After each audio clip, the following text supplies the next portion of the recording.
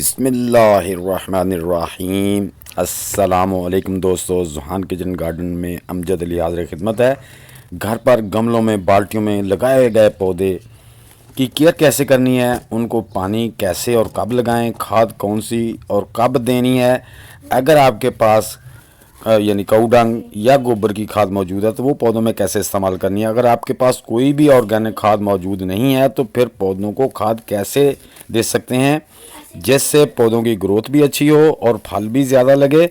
आपके पौधे टमाटर के हों, मिर्च के हों, खीरे के हों, कुकम्बर के हों, सबके लिए ऐसे ही आप खाद दे सकते हैं। तो दोस्तों, मैं बार बार आपसे गुजारिश करता हूं कि वीडियो मुकम्मल देख लिया करें। अक्सर कमेंट में वो सवाल पूछा जाता है जिसके मतलब मैं वीडियो के अंदर बता चुका होता हूं। मैं ये नहीं कहता कि सवाल करना बुरी बात है, सवाल करने से ही इल्म बढ़ता है।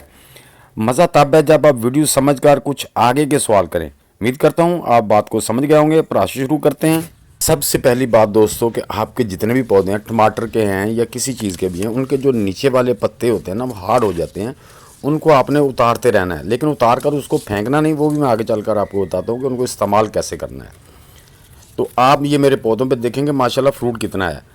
तो दोस्तों, पानी देने के लिए आपको पहले तो गमले का साइज़ देखना है। छोटे गमले में जल्दी से पानी देना पड़ता है, बड़ा जो 2-3 दिन निकाल जाता है उसकी मिट्टी ज़्यादा होती है। फिर पौधा जो छोटा बच्चा होता है उसकी प्यास और है, जो बड़ा जवान हो जाता है उसकी प्यास और है।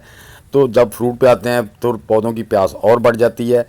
तो आपने उसी हिसाब से पानी देना है, रोज़ नहीं पानी देते रहना। आप अक्सर पौधों को सुखा लेते हैं, रोज़ पानी दे देकर आपकी फर्टिलाइज़र भी पूरी होती है, लेकिन पानी इतना देते हैं कि उनके फूल ही गिरना शुरू हो जाते हैं। तो पानी का बहुत एहतियात रखना है। आप कोशिश करें कि अगर बाल्टी के ऊपर वाली मिट्टी थोड़ी सूख भी जाए तो फिर भी नीचे उसके नमी मौजूद रहती है, लेकिन गमले में हो जाता है। अगर आपकी खालिस मिट्टी है तो जल्दी पानी मांगते हैं पौधे। अगर आपकी कंपोस्टिंग ऑर्गेनिक मटेरियल मिक्स है तो पौधे जल्दी पानी नहीं मांगते। तो इस बात का बहुत ख्याल रखना है दोस्तों। उसके बाद आता है गोबर की खाद। गोबर की खाद आपको दोस्तों इल्म ही नहीं है कि आपने जो गोबर की खाद ली है वो पूरी तरह डिकम्पोज है या नहीं। तो उसके लिए आपको मैं सलूशन बताता हूँ। आपने पर पौधा 1 मुट्ठी खाद बाल्टी में डाल देनी है, जितने पौधों को देनी है, और 1 मुट्ठी में 1 लीटर पानी के हिसाब से अपने पानी डालकर 4-5 दिन के लिए उसे रख देना और रोज़ हिलाते रहना है। उसके बाद उसको अपने पौधों पर इस्तेमाल करें। उससे ना तो आपकी मिट्टी एसिडिक की तरफ जाएगी, ना उसमें हीट पैदा होगी जिससे आपके पौधे ख़राब हों। ये बेहतरीन तरीका है काऊ डंग का गोबर की खाद इस्तेमाल करने का। उसके बाद दोस्तों, आप देख रहे हैं ये जो मेरे टमाटर के पौधे पीछे आपको नज़र आ रहे हैं, इनके पीछे वो पुराना पौधा भी नज़र आ रहा है जिस पे टमाटर पके हुए, ये एक ही रह गया है। बाकी मैंने पौधों से टमाटर हार्वेस्ट कर लिए हैं और वो उखाड़ दिए हैं। उन्हीं बाल्टियों में उन पौधों के होते हुए मैंने ये जो छोटे वाले पौधे जिन पे आप टमाटर गुच्छों के हिसाब से देख रहे हैं, ये लगा दिए थे कि मेरे पौधों का एंड होने वाला है, ये उनकी जगह ले लेंगे। तो जैसे ही उनसे मैंने टमाटर उतार लिए हैं तो ये पौधों उनको काट दिया है। अब ये माशाल्लाह बहुत अच्छे से फ्रूटिंग ले रहे हैं। लेकिन वजह यही होती है कि दोस्तों, हालांकि मैंने उन पौधों के ऊपर पौधे लगा दिए, ना मिट्टी को ड्राई किया ना कुछ किया, उसके बावजूद माशाल्लाह आप देख सकते हैं कि पौधे कितने हेल्दी हैं और फ्रूटी हैं। तो दोस्तों, ये सारा हमारी जो मिट्टी है, जो उसकी मदर फीड है, यानी कि मदर है मिट्टी, उसके अंदर जो खुराक है उसका ये कमाल होता है। तो उसको मिट्टी को ज़रखेज़ बनाने और उसको एक्टिव रखने के लिए हमें क्या क्या करना है, किस तरह करना है, वो सारी मैं बातें आपको बताता हूँ। दोस्तों, जब आपके पौधे फ्लावर पे आ जाएं, कोई भी पौधा हो, मिर्च का हो, टमाटर का हो, खीरे का हो, कोई भी, तो जब उन पे फ्लावर आना शुरू हो जाए तो आपने उसको एडिशनल खादें देना शुरू कर देनी है। हर हफ्ते 10 दिन बाद 1 मुट्ठी खाद, जो आपकी गोबर डिकम्पोज खाद है या आपकी किचन वेस्ट डिकम्पोज खाद है, उसको देते रहना है। या आपने बनाना पिल्स वगैरह डिकम्पोज करके रखे हैं या कोई और खाद आपने बना के रखी है, तो हफ्ते बाद उनको देते रहना है। अगर उसमें पानी की नमी मौजूद है तो आपने पानी नहीं देना, जस्ट उसमें वो खाद मिला के उसको छोड़ देना है। और उसको हफ्ते में एक बार गोडी करके 1 दिन के लिए या आप 2 दिन के लिए भी छोड़ सकते हैं, पानी ना दें, ताकि उसकी रूट तक धूप की रोशनी और ऑक्सीजन पहुंचे, ताकि हमारे पौधों में वो जो फंगस वगैरह पैदा ना हो।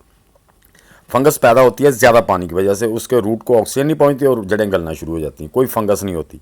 अब देखें दोस्तों, ये मेरे टमाटर के पौधों में पहली जो मैंने ये देखें डाले थे पत्ते वगैरह या ड्राई, वो चीज़ें गल चुकी हैं, हाफ़ डिकम्पोज हो गई हैं। अब जो हमने टमाटर वगैरह के पत्ते उतारे, इनको ज़ाया नहीं करना है।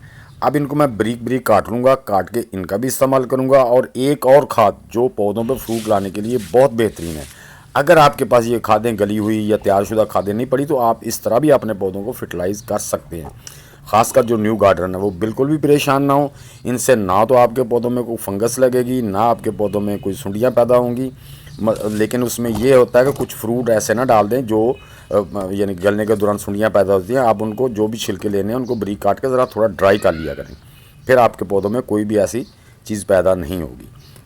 और माशाल्लाह आप मेरे पौधों पे फ्रूटिंग भी देख रहे हैं, गुच्छों के हिसाब से माशाल्लाह लगे हुए हैं। एक एक गुच्छे में माशाल्लाह ये 60 टमाटर बड़े हैं और 3 छोटे छोटे टमाटर भी तैयार हो रहे हैं। 10 टमाटर एक ही गुच्छे में लगे हुए हैं। बात वो की जाती है दिखा के की जाए। चलो किसी पे कम भी फ्रूट है, वो बीज का भी फॉल्ट हो सकता है, कोई बीज अच्छे होते हैं, कोई हल्के होते हैं। हालांकि हम एक ही पैकेट में लाया था तो मुख्तलिफ वैरायटी के बीज निकल आए हैं, ये हो जाता है। तो दोस्तों अब ये जो खाद है ये आप देख रहे हैं कि ये प्याज के छिलके हैं। मैंने इनको ब्रीक सुखा के ब्रीक पीस के एक शापर में नमी हल्की सी लगा के रख दिया था और ये देखें तकरीबन हाफ़ डिकम्पोज हो चुके हैं। अब हम इन छिलकों को अपने पौधों में इस्तेमाल करेंगे। इन छिलकों में दोस्तों हमारे पौधे पे फ्रूट लाने के लिए वो तमाम चीज़ें मौजूद होती हैं जो हमारे पौधे को चाहिए होती हैं। सूखे प्याज के छिलके पाउडर बनाया हो तो बड़ी आसानी से इनकी खाद बन जाती है। प्याज के छिलकों में phosphorus, potassium, calcium, copper, iron और मैग्नीशियम के अलावा ट्रेस एलिमेंट मौजूद होते हैं जो पौधों को मजबूत बनाने के साथ साथ पौधों की नशोनुमा, मजबूत तनों और पैदावारी सलाहियत को बढ़ाने के साथ साथ पौधों की बीमारियों के खिलाफ मज़ाहमत भी रखते हैं। इनकी बदबू से, इनकी स्मेल से कीड़े मकोड़े जो हमारे पौधों को नुकसान पहुंचाने वाले हैं वो भी करीब नहीं आते। तो दोस्तों इस तरह से आप अपनी बाल्टी में स्प्रिंकल कर दें। आपको मेरी बाल्टी में पहले भी नज़र आ रहा होगा कि जो मैंने पत्ते वगैरह डाले थे बहुत थोड़े से रह गए हैं, बाकी डीकम्पोज हो गए हैं। इस तरह जब आपके भी पहले जो आपने जो मटेरियल डाला हाफ डीकम्पोज हो जाए तो ऊपर से नई चीज़ें मटेरियल डाल दें। अब इसमें हम थोड़ी सी ये ग्रीन पत्ते भी सारी बाल्टियों में थोड़े थोड़े ऊपर डाल देंगे। पहले हमने नीचे ओनियन पिल्स की वो पाउडर डाल दिया है, प्याज के छिलकों को जो मैंने बारीक किया हुआ था ऊपर हमने ग्रीन डाल दिए। इससे दो काम होंगे, एक तो हमारी नाइट्रोजन बाहर को धूप से उड़ेगी नहीं, दूसरे नंबर पे जब ये ग्रीन पत्ते गलेंगे इनमें नाइट्रोजन का ज़्यादा होगी, वो भी हमारे पौधों को मिलेगी। दूसरे नंबर पे जो पौधे हमारे को चाहिए ये पत्ते वही खा के बड़े हुए हैं, वही खाद बन के दोबारा हमारे पौधों को मिलना शुरू हो जाएगी। तो आपने सारे गमलों में जितने पौधे होते हैं उनके साथ ऐसे ही करना है। उनका जो एक्स्ट्रा पत्ते उतरते हैं उनको थोड़े थोड़े, सारे नहीं उतारने, नीचे नीचे वाले ऐसा ऐसा उतारते जहाँ फल बनता जाता है उनको उतार के आप अपनी डस्टबिन में अपने इसमें जो प्लांटर होता है उसी में डाल सकते हैं। तो इस तरह आपने एक तो बाकी अगर ये कुछ लोग कहते हैं कि जी नीचे ज़मीन पे लगेंगे फंगस एक्टिव हो जाएगी, ये नहीं भाई, कुछ नहीं होता। जो बड़े बड़े फार्म में होते हैं वो कहाँ कटिंग करते हैं, ना उनके पास टाइम होता है। तो दोस्तों इनके बाद जब जब आपने फर्टिलाइज़र ये देनी है, ये देखें मेरे पास वही 50 ग्राम मैंने वो गुड़ का शरबत लिया है जो लिक्विड बनाया था, उसमें 1 गिलास पानी का डाल के दोनों गमलों में इस तरह से मैंने स्प्रिंकल कर दिया।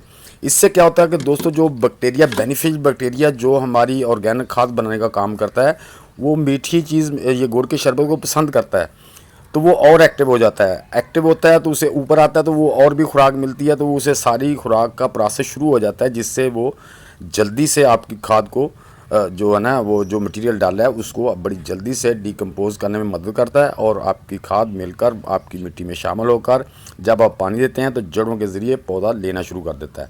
दूसरे नंबर पर दोस्तों जब आप पौधा पानी मांग रहा हो, जब आप दोपहर को जाते हैं तो आपके पौधे के पत्ते थोड़े से ढीले मुरझाए से नज़र आते हैं, तब आप उसको जब खाद वाला पानी देंगे तो आपका पौधा फ़ौरन उस खाद को टेक करेगा पानी के साथ और आपके फ्रूट को बड़ा करने में मदद देगा और उस खाद का फ़ायदा भी होगा। अगर पहले पानी दिए ऊपर से पानी देंगे तो वो कुछ नहीं लेगा। तो दोस्तों उम्मीद करता हूँ कि ये छोटी सी वीडियो आपको अच्छी लगी हुई। कमेंट बॉक्स में ज़रूर लिखना कि वीडियो कैसी लगी। नए दोस्त भी वीडियो को लाइक, शेयर और चैनल को सब्सक्राइब करके बेल आइकन को दबा दें ताकि हर नई वीडियो की इत्तला उनको टाइम टू टाइम मिलती रहे। तो दोस्तों मिलते हैं इंशाल्लाह नेक्स्ट इन्फॉर्मेटिव वीडियो के साथ। तब तक के लिए आप सब दोस्तों को अल्लाह हाफिज़, वस्सलाम।